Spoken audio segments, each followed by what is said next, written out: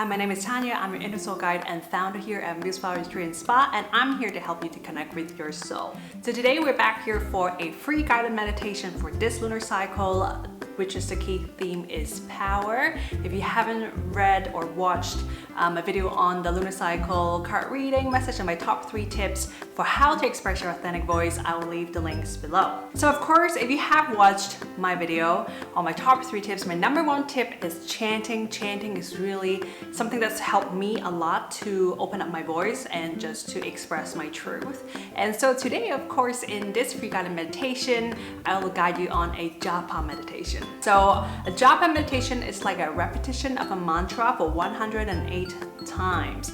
And traditionally, you will see that people actually, they have mala beads and they will use mala beads to count. I actually don't have my mala beads, so I will just count with my finger. With the japa meditation, or the mantra that we are going to recite today is Om Gam Ganapataye Namaha. Om Gam Ganapataye Namaha. Okay, so there's always, who this mantra is from, like which deity is related to, and the purpose. So this is the mantra from Ganesha. Now Ganesha, he is the elephant-headed god in the Hinduism, and so here is him. This is a small version of him, you can see, and there you go.